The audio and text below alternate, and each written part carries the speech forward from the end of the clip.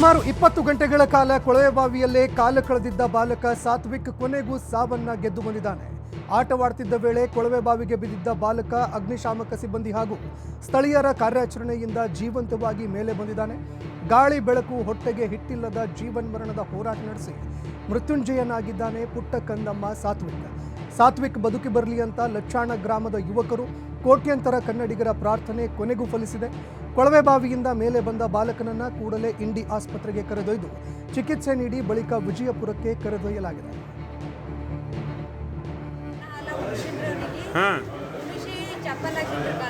ಜೋರಾಗಿ ಮಾತಾಡ. ಆಟ ಆಡ್ಲಾಗತ್ತಿದ್ರವ ನಾ ಅಕ್ಕಿ ಹುಡ್ಕತ್ತಿದ್ರಿ ಜರ ಹಿಂಗಾಗಿ ಬರೇ ಒಳಗೋಗಿ ಸರ್ ಚಾಚಾ ತಗೊಂಬರಟಿಗೆ ಕಡುಗೆ ನೋಡಿ. ಮುಂದೆ ನಿಮ್ಗೆ ಯಾವ ಗೊತ್ತಾಯ್ತು? ಕೋಟ್ಯಂತರ ಕನ್ನಡಿಗರ ಪ್ರಾರ್ಥನೆಯಂತೆ ಸಾತ್ವಿಕ್ ಜೀವನ್ಮರಣದ ಹೋರಾಟದಲ್ಲಿ ಗೆದ್ದು ಬಂದಿದ್ದಾನೆ. ಸುಮಾರು 20 ಅಡಿ ಕೊಳವೆಬಾವಿಯಲ್ಲಿ ಉಲ್ಟಾ ಬಿದ್ದು ತಲೆಯಲ್ಲಿ ಯಾವುದೇ ಗಾಯಗಳಾಗಿಲ್ಲ. ಕೈ ಕಾಲಿಗೆ ಸಣ್ಣ ತರಚಿದ ಗಾಯ ಹೊರತುಪಡಿಸಿ ಸಾತ್ವಿಕ್ ಆರೋಗ್ಯಕರವಾಗಿದ್ದಾನೆ. ಬಿಪಿ ಸ್ಯಾಚುರೇಷನ್ ಎಲ್ಲವೂ ನಾರ್ಮಲ್ ಆಗಿರೋದನ್ನು ಕಂಡು ಇಂಡಿ ತಾಲೂಕು ಆಸ್ಪತ್ರೆಯ ವೈದ್ಯರೇ ಶಾಕ್ ಆಗಿದ್ದಾರೆ. ಯಾವುದಕ್ಕೂ ಇರಲಿ ಅಂತ ಸಿಟಿ ಸ್ಕ್ಯಾನ್ ಮಾಡಿಸೋದಕ್ಕೆ ವಿಜಯಪುರಕ್ಕೆ ಶಿಫ್ಟ್ ಮಾಡಿದ್ದು ಮಗು ಆರೋಗ್ಯಕರವಾಗಿದೆ. ನಿಮಗೆ ಯಾವ ಗೊತ್ತಾಯ್ತು? ಇನ್ನು ತಮ್ಮ ಮಗ ಸಾತ್ವಿಕ್ ಕ್ಷೇಮವಾಗಿ ಬರಲಿ ಅಂತ ಕುಟುಂಬಸ್ಥರು ಬೇಡಿಕೊಂಡಿದ್ದ ದೇವರಿಲ್ಲ, ಕಟ್ಟಿಕೊಂಡಿದ್ದ ಹರಿಕೆ ಇಲ್ಲ. ಕೊನೆಗೆ ಆ ತಾಯಿಯ ಕಣ್ಣೀರಿಗೆ ಸಾತ್ವಿಕ್ ಬದುಕಿ ಬಂದಿದ್ದಾರೆ. ಇದರಿಂದ ಕುಟುಂಬಸ್ಥರಲ್ಲಿ ಮತ್ತೆ ಹುಟ್ಟಿ ಬಂದ ಸಂತಸ ಮನೆ ಮಾಡಿದೆ. ಆದ್ರಿಂದ ಆತನ ಈಗಿರುವಂತಹ ಹೆಸರನ್ನ ಮತ್ತೊಮ್ಮೆ ಮರುನಾಮಕರಣ ಮಾಡೋದಕ್ಕೆ ಪೋಷಕರು ಮುಂದಾಗಿದ್ದಾರೆ. ಸಿದ್ಧಲಿಂಗ ದೇವರ ಅನುಗ್ರಹದಿಂದಲೇ ಮಗು ಬದುಕಿದೆ ಅಂತ ಮಗುವಿಗೆ ಸಿದ್ದು ಮುತ್ಯ ಅಂತ ನಾಮಕರಣ ಮಾಡೋದಕ್ಕೆ ಕುಟುಂಬಸ್ಥರು ನಿರ್ಧಾರ ಮಾಡಿದ್ದಾರೆ.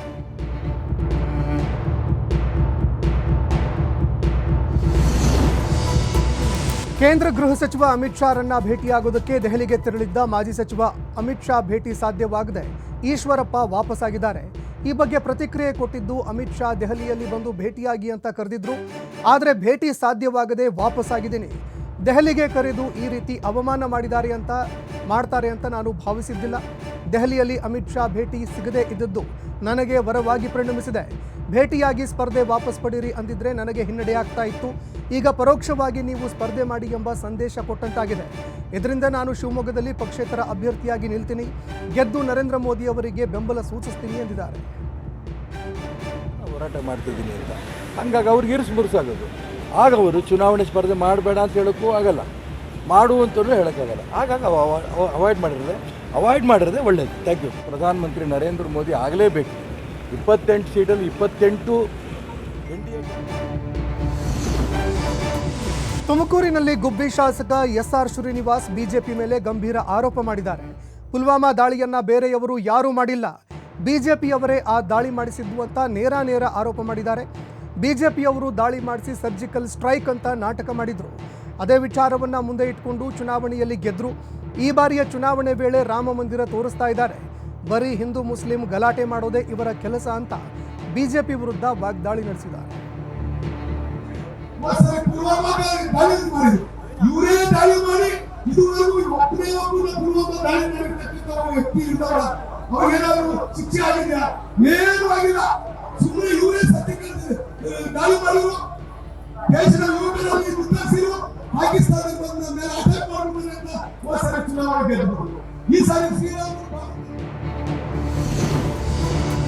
ಬಿಜೆಪಿಯಲ್ಲಿ ಪ್ರಧಾನಿ ನರೇಂದ್ರ ಮೋದಿ ಅವರ ಮುಂದೆ ನಿಲ್ಲುವ ತಾಕತ್ತು ಯಾರಿಗೂ ಇಲ್ಲ ಅಂತ ಗುಬ್ಬಿ ಶಾಸಕ SR ಶ್ರೀನಿವಾಸ್ ತೀವ್ರ ವಾಗ್ದಾಳಿ ನಡೆಸಿದ್ದಾರೆ.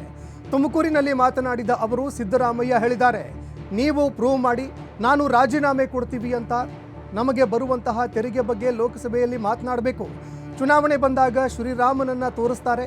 ಶ್ರೀರಾಮ ಬಂದು ನಿಮ್ಮ ಹೊಟ್ಟೆ ತುಂಬಿಸ್ತಾನ ಅಂತ ಪ್ರಶ್ನೆ ಮಾಡಿದ್ರು. ನಾವು ಕೊಡ್ತಾ ಇರುವಂತಹ ಅಕ್ಕಿಯಿಂದ ಹೊಟ್ಟೆ ತುಂಬ್ತಾ ಇದೆ. ಮುದ್ದ ಹನುಮೇಗೌಡ ಪ್ರಾಮಾಣಿಕ ವ್ಯಕ್ತಿ, ಅನ್ಯಾಯದ ವಿರುದ್ಧ ಹೋರಾಡುವಂತಹ ವ್ಯಕ್ತಿ. ಮುಂದಿನ ದಿನಗಳಲ್ಲಿ ಹಣನ ಜನಶಕ್ತಿನ ನಿರ್ಧಾರವಾಗಬೇಕಾಗಿದೆ. ಸ್ವಾಭಿಮಾನಿ ಮತದಾರರು ಇದನ್ನ ನಿರ್ಧಾರ ಮಾಡಬೇಕು ಅಂತ ಮಾತನಾಡಿದ್ದಾರೆ.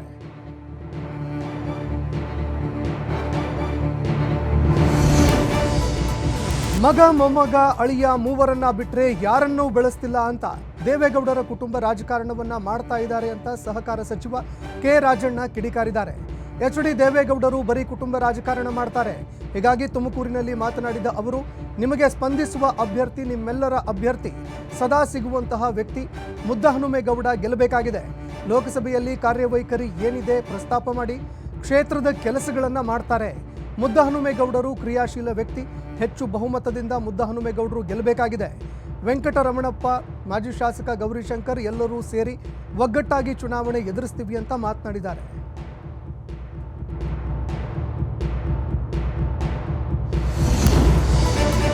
ಹಾಸನ ಜಿಲ್ಲಾ ಬಿಜೆಪಿ ನಾಯಕರ ಬಗ್ಗೆ ಡಿಸಿಎಂ ಡಿಕೆ ಶಿವಕುಮಾರ್ ಹೇಳಿಕೆ ವಿಚಾರಕ್ಕೆ ಬಿಜೆಪಿ ರಾಜ್ಯಾಧ್ಯಕ್ಷ ಬಿವೈ ವಿಜಯೇಂದ್ರ ಪ್ರತಿಕ್ರಿಯೆ ಕೊಟ್ಟಿದ್ದಾರೆ.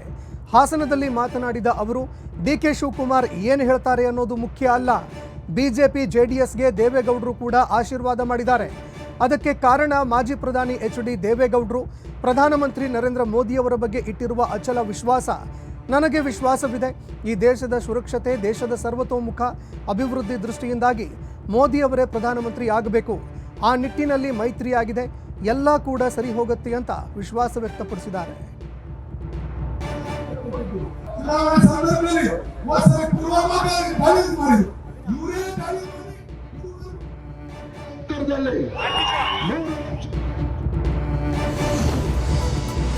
ಚುನಾವಣೆ ನೀತಿ ಸಂಹಿತೆ ಜಾರಿಯಾಗಿರುವ ಹಿನ್ನೆಲೆಯಲ್ಲಿ ದಾಖಲೆ ಇಲ್ಲದೆ ಅಕ್ರಮವಾಗಿ ಸಾಗಾಟ ಮಾಡ್ತಿದ್ದ 1200 ಸೀರೆಗಳನ್ನು ವಶಕ್ಕೆ ಪಡೆಯಲಾಗಿದೆ.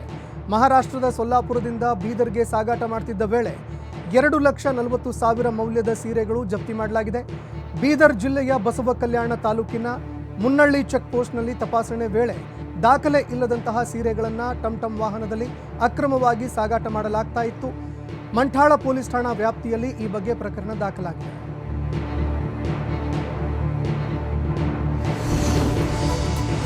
ಯುನೈಟೆಡ್ ಬ್ರಿವರೀಸ್ ಲಿಮಿಟೆಡ್ ಘಟಕದ ಮೇಲೆ ಅಬಕಾರಿ ಜಂಟಿ ಆಯುಕ್ತರು ದಾಳಿ ಮಾಡಿದ್ದಾರೆ. ಈ ವೇಳೆ 98,52,00,000 ರೂಪಾಯಿ ಮೌಲ್ಯದ ಮದ್ಯವನ್ನು ವಶಕ್ಕೆ ಪಡೆದುಕೊಂಡಿದ್ದಾರೆ. ಚಾಮರಾಜನಗರ ಲೋಕಸಭಾ ಕ್ಷೇತ್ರದ ವ್ಯಾಪ್ತಿಗೆ ಬರುವಂತಹ ಮೈಸೂರು ಜಿಲ್ಲೆ ತಾಂಡ್ಯ ಕೈಗಾರಿಕಾ ಪ್ರದೇಶದಲ್ಲಿ ಇರುವಂತಹ ಬಿಯರ್ ತಯಾರಿಕಾ ಘಟಕದಲ್ಲಿ ದಾಳಿ ನಡೆಸಿ ಹಲವಾರು ಹಣವನ್ನು ವಶಕ್ಕೆ ಪಡೆದುಕೊಂಡಿದ್ದಾರೆ.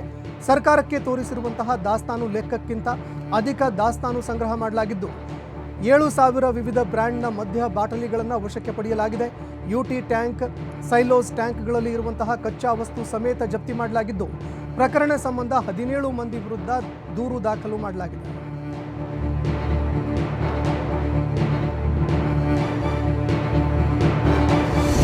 ಹಣ ಕೊಂಡೊಯ್ತಿದ್ದ ನಿವೃತ್ತ ಬ್ಯಾಂಕ್ ಮ್ಯಾನೇಜರ್ನನ್ನು ಪೊಲೀಸರು ತಡೆ ಹಿಡಿದಿದ್ದಾರೆ. ಚಿಕ್ಕಮಗಳೂರು ಜಿಲ್ಲೆಯ ಮೂಡಿಗೆರೆ ತಾಲೂಕಿನ ಕೊಟ್ಟಿಗೆಹಾರ ಚೆಕ್ ಪೋಸ್ಟ್ನಲ್ಲಿ ತಡೆದು ವಿಚಾರಣೆ ಮಾಡಿದ್ದಾರೆ. ಬೆಂಗಳೂರಿನಿಂದ ಉಡುಪಿಗೆ ತೆರಳುತ್ತಾ ಇದ್ದ ನಿವೃತ್ತ ಬ್ಯಾಂಕ್ ಮ್ಯಾನೇಜರ್ ಪಿಎಸ್ ಆಚಾರ್ಯ ಎಂಬುವರು 85,000 ಹಣವನ್ನು ಕೊಂಡೊಯ್ತಾ ಇದ್ರು. ಬ್ಯಾಂಕ್ನಿಂದ ಡ್ರಾ ಮಾಡಿರುವಂತಹ ಹಣಕ್ಕೆ ದಾಖಲೆ ಇದ್ರೂ ಕೂಡ ಎಫ್ಎಸ್ಟಿ ಹಾಗೂ ಬಣಕಲ್ ಪೊಲೀಸರ ನೇತೃತ್ವದಲ್ಲಿ ಹಣವನ್ನು ವಶಕ್ಕೆ ಪಡೆದಿದ್ದಾರೆ.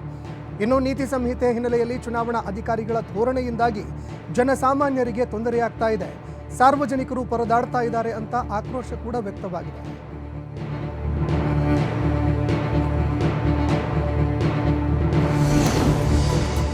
ರಾಷ್ಟ್ರೀಯ ಮಿಲಿಟರಿ ಸ್ಕೂಲ್ನ ಕ್ಲರ್ಕ್ ಹುದ್ದೆಗೆ ನಕಲಿ ಅಭ್ಯರ್ಥಿಗಳು ಪರೀಕ್ಷೆಗೆ ಬರೆಸಿದ್ದಂತಹ ಅಸಲಿ ವಿದ್ಯಾರ್ಥಿಗಳನ್ನು ಅಶೋಕನಗರದ ಪೊಲೀಸರು ಬಂಧಿಸಿದ್ದಾರೆ. ರಾಷ್ಟ್ರೀಯ ಮಿಲಿಟರಿ ಸ್ಕೂಲ್ನ ಕ್ಲರ್ಕ್ ಹುದ್ದೆಗೆ ನೋಟಿಫಿಕೇಶನ್ ಹೊರಡಿಸಲಾಗಿತ್ತು. ಈ ಸಂಬಂಧ ಮಾರ್ಚ್ 24ರಂದು ಲಿಖಿತ ಪರೀಕ್ಷೆ ಕೂಡ ನಡೆದಿತ್ತು. ಆದರೆ ಈ ಪರೀಕ್ಷೆಗೆ ತಮ್ಮ ಬದಲು ನಕಲಿ ಅಭ್ಯರ್ಥಿಗಳನ್ನು ಕಳಿಸಿ ಬರೆಸಲಾಗಿತ್ತು. ಬಳಿಕ ಮಾರ್ಚ್ 30ರಂದು ಸ್ಕಿಲ್ ಪರೀಕ್ಷೆಗೆ ಅಸಲಿ ಅಭ್ಯರ್ಥಿಗಳೇ ಹಾಜರಾಗಿದ್ದರು. ಆದರೆ ಅಭ್ಯರ್ಥಿಗಳ ಪರಿಶೀಲನೆ ವೇಳೆ ಫಿಂಗರ್ ಪ್ರಿಂಟ್ ಹೊಂದಾಣಿಕೆಯಾಗದ ಹಿನ್ನೆಲೆಯಲ್ಲಿ ಅನುಮಾನ ಬಂದು ಇಬ್ಬರನ್ನ ವಿಚಾರಣೆ ಮಾಡಿದಾಗ ಅಸಲಿ ಸತ್ಯ ಬಯಲಾಗಿದೆ. ಈ ಬಗ್ಗೆ ಮಿಲಿಟರಿ ಶಾಲೆ ಆಡಳಿತ ವಿಭಾಗ ಅಧಿಕಾರಿಗಳು ಪೊಲೀಸ್ ಠಾಣೆಗೆ ದೂರು ಕೊಟ್ಟಿದ್ದು, ಅಶೋಕ್ ನಗರದ ಪೊಲೀಸರು ಹರಿಯಾಣ ಮೂಲದ ಆತಿಶ್ ಹಾಗೂ ಅಜಯ್ ಕುಮಾರ್ ಎಂಬುವರನ್ನ ಬಂಧಿಸಿದ್ದಾರೆ.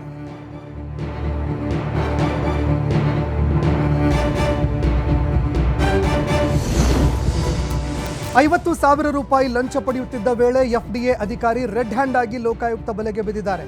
ಮೈಸೂರಿನ ಮೇಟಗಹಳ್ಳಿಯಲ್ಲಿ ಇರುವಂತಹ ಪ್ರಾದೇಶಿಕ ಆರೋಗ್ಯ ಮತ್ತು ಕುಟುಂಬ ಕಲ್ಯಾಣ ಇಲಾಖೆ ತರಬೇತಿ ಕೇಂದ್ರದ ಪ್ರಥಮ ದರ್ಜೆ ಸಹಾಯಕ ಮಹೇಶ್ನನ್ನ ವಶಕ್ಕೆ ಪಡೆಯಲಾಗಿದೆ. ತರಬೇತಿ ಕೇಂದ್ರದ ಶಿಬಿರಾರ್ಥಿಗಳಿಗೆ ಊಟೋಪಚಾರ ನೀಡಿದ್ದಕ್ಕೆ ತರಬೇತಿ ಕೇಂದ್ರದಿಂದ 5.16 ಲಕ್ಷ ರೂಪಾಯಿ ಬಿಲ್ ಬಿಡುಗಡೆಯಾಗಿತ್ತು. ಈ ಬಿಲ್ ಪಾವತಿ ಮಾಡೋದಕ್ಕೆ ಕ್ಯಾಟರಿಂಗ್ ಮಾಲೀಕ ಶಿವನಾಗಿ ಎಂಬುವರ ಬಳಿಯಲ್ಲಿ 80,000 ರೂಪಾಯಿ ಲಂಚಕ್ಕೆ FDA ಅಧಿಕಾರಿ ಮಹೇಶ್ ಬೇಡಿಕೆ ಇಟ್ಟಿದ್ರು. ಈ ಬಗ್ಗೆ ಕ್ಯಾಟರಿಂಗ್ ಮಾಲೀಕ ಶಿವನಾಗ್ ಅವರು ಲೋಕಾಯುಕ್ತ ಕಚೇರಿಗೆ ದೂರು ಕೊಟ್ಟಿದ್ರು. ದೂರಿನ ಆಧಾರದ ಮೇಲೆ ದಾಳಿ ನಡೆಸಿ ಅಧಿಕಾರಿಗಳು ಮಹೇಶ್ 50,000 ರೂಪಾಯಿ ಲಂಚ ಪಡಿತಾ ಇದ್ದಾಗ ಹಣದ ಸಮೇತ ವಶಕ್ಕೆ ಪಡೆದುಕೊಂಡಿದ್ದಾರೆ.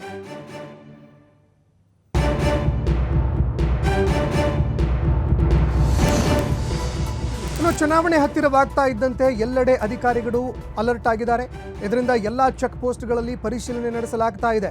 ಅದೇ ರೀತಿ ಮೈಸೂರಿನಲ್ಲಿ ಅಕ್ರಮ ಮದ್ಯ ಸಾಗಾಟ ಮಾಡ್ತಿದ್ದ ವಿಚಾರವಾಗಿ ಬೈಕ್ ಪರಿಶೀಲನೆ ಮಾಡ್ತಾ ಇದ್ದ ಅಬಕಾರಿ ಸಿಬ್ಬಂದಿ ಮೇಲೆ ಮಾರಣಾಂತಿಕ ಹಲ್ಲೆ ನಡೆದಿದೆ. KR ನಗರ ತಾಲೂಕಿನ ತಿಪ್ಪೂರು ಗ್ರಾಮದಲ್ಲಿ ವಾಹನಗಳ ಪರಿಶೀಲನೆ ನಡೆಸಲಾಗ್ತಾ ಇತ್ತು. ಈ ವೇಳೆ ಬೈಕ್ ತಡೆದು ಪರಿಶೀಲನಾ ಕಾರ್ಯಕ್ಕೆ ಅಧಿಕಾರಿ ಮುಂದಾದಾಗ ಬೈಕ್ ಸವಾರರು ಸಹಕರಿಸದೆ ವಾದ ಮಾಡಿದ್ದಾರೆ.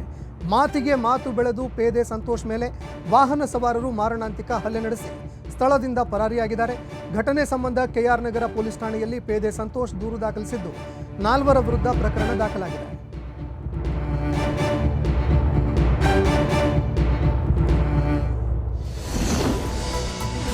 ಕುರಿಗಳ ಹಟ್ಟಿ ಮೇಲೆ ತೋಳ ದಾಳಿ ಮಾಡಿ 20 ಕುರಿಗಳನ್ನು ಬಲಿ ಪಡೆದಿರುವಂತಹ ಘಟನೆ ಬಳ್ಳಾರಿ ಜಿಲ್ಲೆಯಲ್ಲಿ ನಡೆದಿದೆ.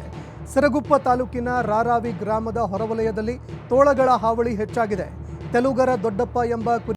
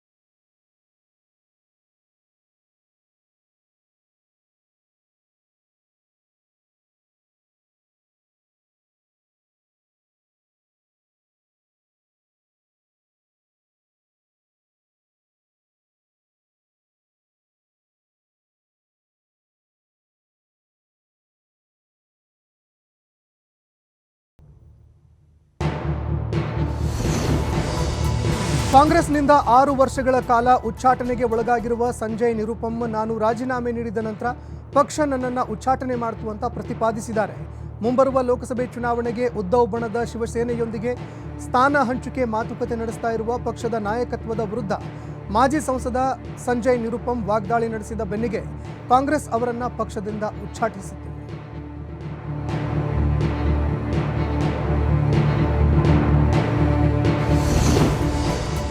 ತೆಲಂಗಾಣದ ನಲ್ಗೊಂಡ ಜಿಲ್ಲೆಯ ಕುಡಿಯುವ ನೀರಿನ ಟ್ಯಾಂಕ್ನಲ್ಲಿ 30 ಮಂಗಗಳ ಶವ ಪತ್ತೆಯಾಗಿದೆ. ನಂದಿಕೊಂಡ ಪುರಸಭೆಯ ವಾರ್ಡ್ ಸಂಖ್ಯೆ 1ರ ನೀರಿನ ಟ್ಯಾಂಕ್ನಲ್ಲಿ ಮಂಗಗಳ ಶವಗಳು ತೇಲ್ತಾ ಇರೋದು ಕಂಡುಬಂದಿತ್ತು ಅಂತ ಪೊಲೀಸರು ತಿಳಿಸಿದ್ದಾರೆ. ನೀರಿನ ಟ್ಯಾಂಕಿನ ಮುಚ್ಚಳ ತೆಗೆದಿದ್ದರಿಂದಾಗಿ ಮಂಗಗಳ ಒಳಗೆ ಸಿಲುಕಿಕೊಂಡಿದ್ದರಿಂದಾಗಿ ಈ ದುರಂತ ಸಂಭವಿಸಿದೆ ಅಂತ ಪ್ರಾಥಮಿಕ ತನಿಖೆಯಿಂದ ತಿಳಿದು ಬಂದಿದೆ. ಟ್ಯಾಂಕ್ನಿಂದ ದುರ್ವಾಸನೆ ಬರ್ತಾ ಇರುವ ಬಗ್ಗೆ ಅಲ್ಲಿನ ನಿವಾಸಿಗಳು ಅಧಿಕಾರಿಗಳಿಗೆ ದೂರು ನೀಡಿದ ನಂತರ ಪುರಸಭೆಯ ಸಿಬ್ಬಂದಿ ಸತ್ತ ಮಂಗಗಳನ್ನು ಟ್ಯಾಂಕ್ನಿಂದ ಹೊರತೆಗೆದಿದ್ದಾರೆ. ಪ್ರಕರಣ ದಾಖಲಾಗಿದ್ದು ತನಿಖೆ ಮುಂದುವರೆದಿದೆ.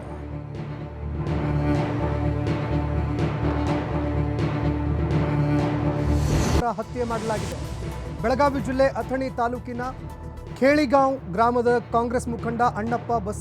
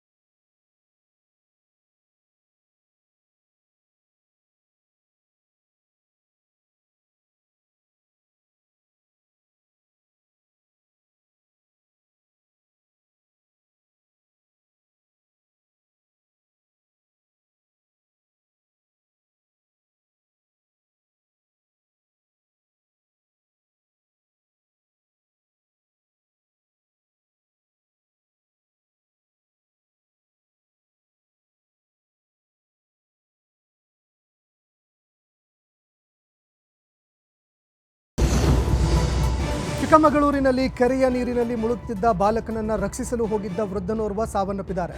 ಕಡೂರು ತಾಲೂಕಿನ ಚಿಕ್ಕಂಗಳ ಗ್ರಾಮದಲ್ಲಿ ಕುರಿಗಳಿಗೆ ನೀರು ಕುಡಿಸುವ ವೇಳೆ ಬಾಲಕರು ಆಯತಪ್ಪಿ ಕೆರೆಗೆ ಬಿದ್ದಿದ್ದಾರೆ. ಇದನ್ನು ಗಮನಿಸಿದ 65 ವರ್ಷದ ವೃದ್ಧ ಕೃಷ್ಣ ನಾಯಕ್ ಎಂಬಾತ ಕೂಡಲೇ ಕೆರೆಯಲ್ಲಿ ಇದ್ದಂತಹ ಓರ್ವ ಬಾಲಕನನ್ನು ರಕ್ಷಿಸಿ ಹೊರತಂದಿದ್ದ. ಆದರೆ ಆದರ್ಶ್ ಎಂಬ ಬಾಲಕನನ್ನು ಹೊರತರಲಾಗದೆ ಕೆರೆಯ ಗುಂಡಿಯಲ್ಲಿ ಸಿಲುಕಿ ಇಬ್ಬರು ದಾರುಣವಾಗಿ ಸಾವನ್ನಪ್ಪಿದ್ದಾರೆ. ಘಟನಾ ಸ್ಥಳಕ್ಕೆ ಪೊಲೀಸರು ಹಾಗೂ ಅಗ್ನಿಶಾಮಕ ದಳ ಸಿಬ್ಬಂದಿ ಭೇಟಿ ನೀಡಿ ಇಬ್ಬರ ಮೃತದೇಹವನ್ನು ಹೊರತೆಗೆದಿದ್ದಾರೆ.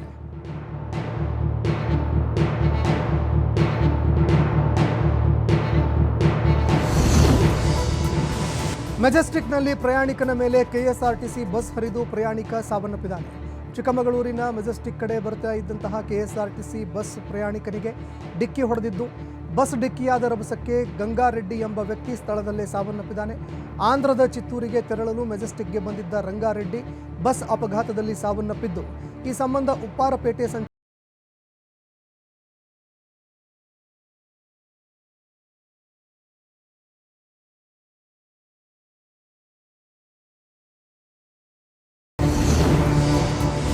ಚಾರ್ಮಾಡಿ ಘಾಟ್ ರಸ್ತೆಯಲ್ಲಿ ಒಂದಲ್ಲ ಒಂದು ಅಪಘಾತಗಳು ನಡೆಯುತ್ತಲೇ ಇರುತ್ತವೆ.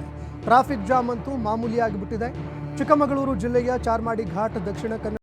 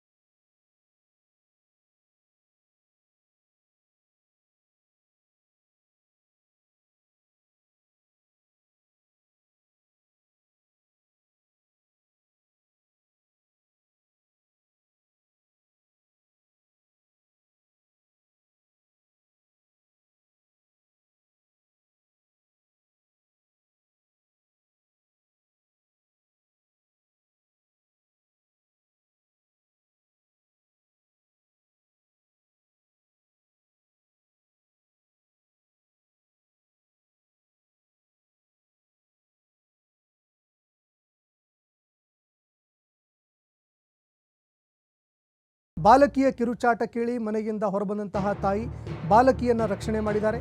ಸದ್ಯ ಘಟನೆಯ ದೃಶ್ಯಾವಳಿಗಳು ಸಿಸಿಟಿವಿಯಲ್ಲಿ ಸೆರೆಯಾಗಿದೆ.